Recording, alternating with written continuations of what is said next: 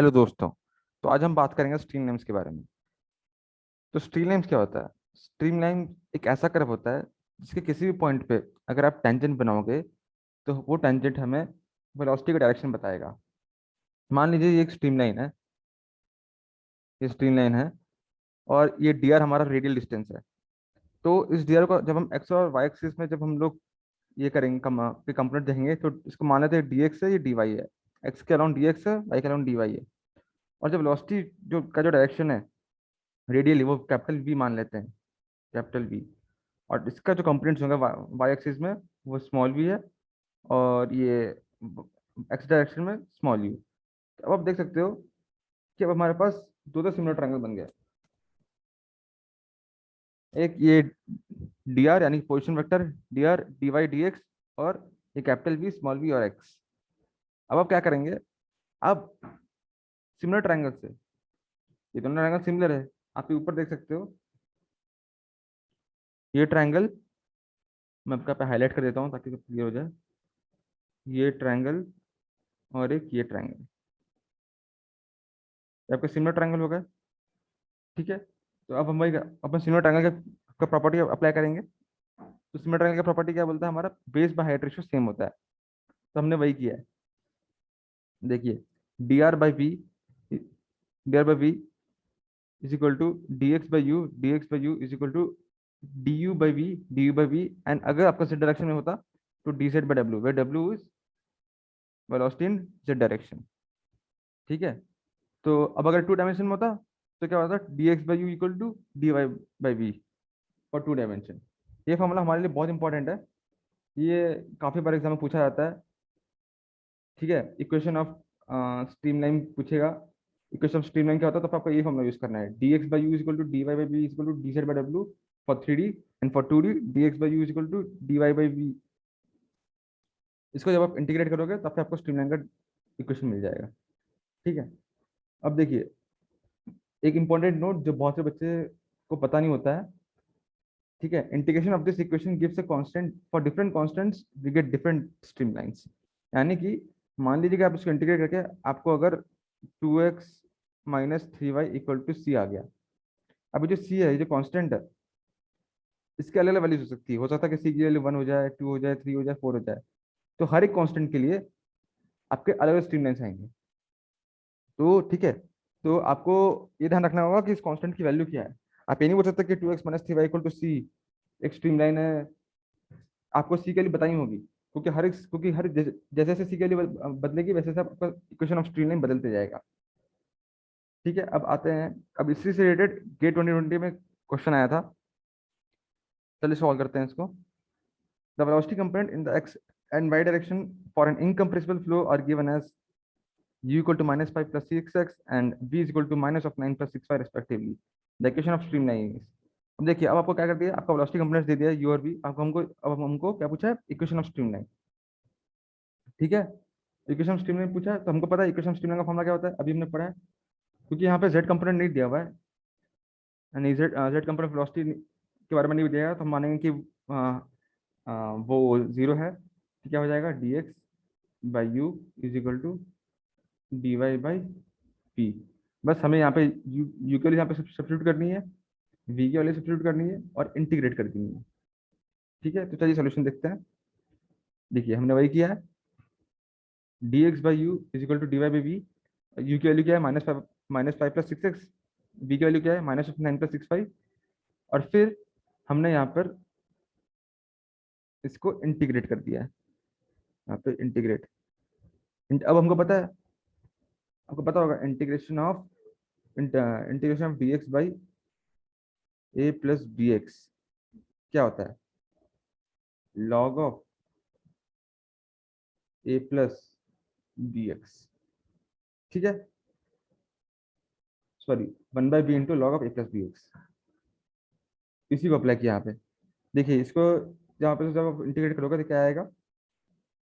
Log of minus five plus six x by six is equal to minus of log of nine plus six y by six plus C.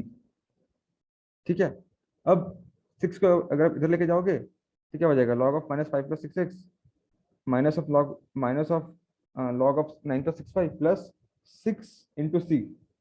6 × c constant हो जाएगा। तो 6c की constant की वजह हमने यहाँ पे log c constant ले लिया है, क्योंकि कांस्टेंट आप कुछ भी ले सकते हो। ठीक है, तो हमने तो यहाँ पे सबको भी सारे टर्म्स लॉग में है, तो हमने इसलिए कांस्टेंट को भी लॉग टर्म्स में लिया है, log c। अब आगे नीचे देखते हैं। अब हमको पता है लॉग की प्रॉपर्टी कि log a plus log b क्या होता है, लॉग ए बी। बस इसी प्रॉपर्टी को हमने यहाँ पे अप्लाई किया। इसको जब आप इधर लेके जाओगे तो क्या हो जाएगा, ये माइनस प्लस हो जाएगा। तो log of -5 + 6x plus log of 9 + 6y equal to log c हो जाएगा। अब यहाँ पर मैं आपको लिख के बता देता हूँ, log of -5 + 6x plus log of 9 + 6y is equal to log c. वही देखिए, वही है log a plus log b. Log a plus log b क्या होता है, लॉग ए बी वही कर दिया, log of -5 + 6x into 9 + 6y is equal to log सी।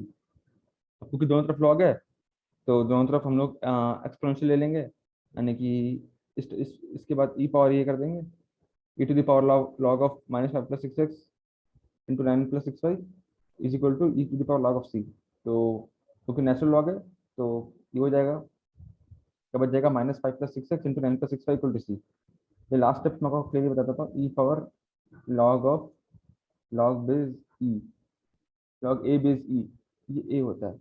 उसी प्रॉपर्टी को हमने यहाँ पर अप्लाई किया है। यहाँ पे बेस ई है, यहाँ पे भी ई है। ठीक है, तो हमारा आंसर क्या हो जाएगा, -5 + 6x into 9 + 6y equal to constant, जो कि होगा option option A will be the correct answer. A will be the correct answer. अब नीचे आते हैं, एक और क्वेश्चन जो इंडियन सर्विसेज 2011 में पूछा गया था, उसको ट्राई करते हैं। उसमें क्या बोला है, consider the following statements, there is no flow across a streamline.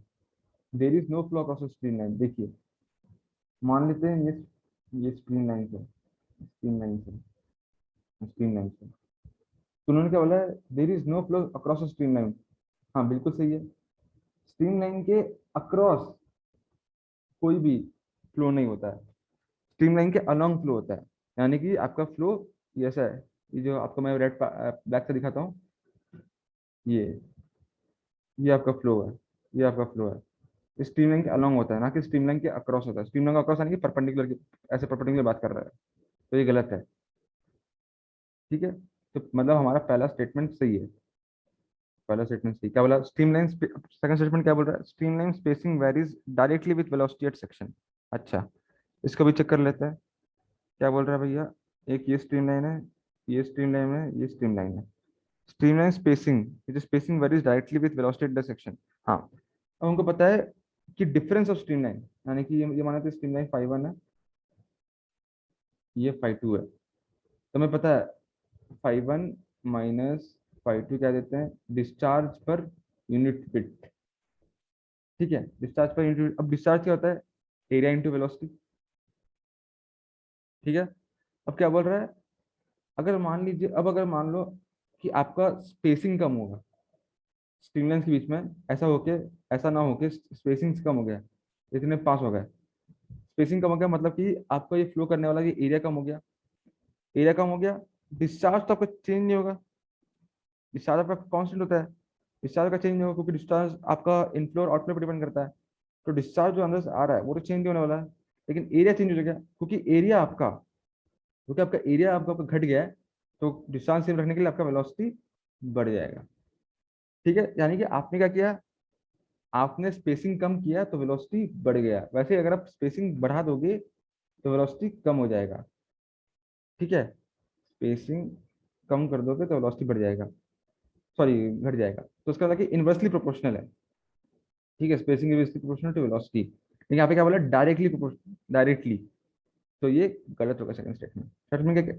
Third statement क्या बोल रहा है, स्ट्रीमलाइंस डू नॉट क्रॉस। बिल्कुल सही भाई, अगर मान लेते हैं, नीचे मान ले, नीचे देख लेते हैं, अगर ये स्ट्रीमलाइन है ऐसे और इस स्ट्रीमलाइन से क्रॉस क्रॉस करते हैं, तो किसी भी पॉइंट पर, तो उस पॉइंट जिस पॉइंट पर इन्होंने क्रॉस किया, इंटरसेक्ट किया है, उस पॉइंट पर हमें दो वेलोसिटी वेक्टर्स मिलेंगे, एक ये और एक ये। लेकिन किसी भी पार्टिकल का तो एक ही वेलोसिटी वेक्टर हो सकता है ना भाई। या तो आप, या तो मान लीजिए रोड है, ठीक है, या अगर आप यहाँ से आ रहे हो, तो या तो आप यहाँ जाओगे, या तो यहाँ जाओगे, या तो यहाँ जाओगे। अब एक बार में आप तीनों डायरेक्शन में तो नहीं जा सकते। तो सेम यहीं पे केस है। या तो पार्टिकल, या तो पार्टिकल इस डायरेक्शन में जाएगा, या तो पार्टिकल इस डायरेक्शन में आएगा, दोनों ही डायरेक्शन में एक साथ कैसे आ सकता है। तो इसलिए स्ट्रीम लाइंस दोनों एक दूसरे को क्रॉस नहीं कर सकते। So third statement is, so third statement is correct. Statement is correct. आज स्टेटमेंट क्या बोल रहा है? In steady flow streamline pattern does not change with time. हाँ भैया, स्टेडी फ्लो मतलब क्या? ऐसा फ्लो जिसमें टाइम के साथ कुछ भी चेंज नहीं करता। तो यहाँ पे बिल्कुल सही बोला, streamline pattern does not change with time. हाँ, ये भी सही है। तो हमारे ऑप्शन 1, 3 एंड 4 सही है। कौन सा सही है? 1, 3 एंड 4। तो ये ईएससी ट्यूटोरियल लर्निंग का प्रॉब्लम था। ऐसे टाइप के प्रॉब्लम्स ईएससी में काफी पूछे जाते हैं, स्टेटमेंट टाइप। तो आपको कॉन्सेप्ट एकदम क्लियर हो जाना चाहिए, और आपको थोड़ा बहुत लॉजिक भी यूज करना चाहिए, ठीक है। अब आपको मैं एक होमवर्क क्वेश्चन देना चाहता हूँ। ये है आपका होमवर्क क्वेश्चन, ठीक है। A velocity field is given by u equal to 3x and v is equal to 3/2 into x square minus y square. What is the relevant equation of the streamline?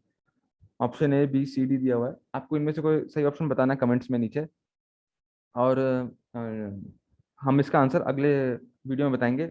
और जो जिसका answer सही होगा उसको हम उस यूज़र का नाम भी लेंगे, ठीक है। तो आई होप आपको ये वीडियो यूजफुल लगा होगा। अगर आपको ये वीडियो काम का लगे तो इस वीडियो को लाइक कीजिए और शेयर कीजिए अपने फ्रेंड्स के साथ, ताकि उनका भी नॉलेज बढ़े। और सब्सक्राइब कीजिए हमारे चैनल को, ताकि आप ऐसे अपडेट्स मिस ना करें। Thank you.